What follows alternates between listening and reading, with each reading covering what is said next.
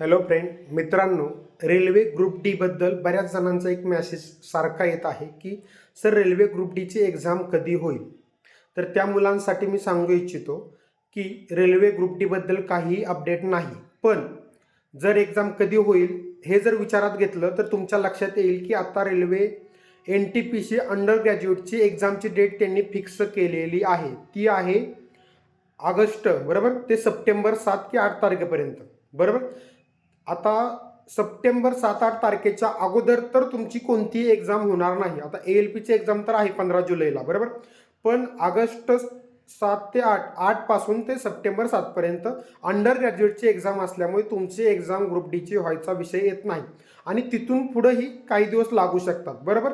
मग आज जर तारीख आहे तुमची 9 बरोबर, तर कमीत कमी इथून पुढे 2 महिने तुमची ग्रुप डीची एक्झाम होणार नाही हे फिक्स तुम्ही लक्षात घ्या.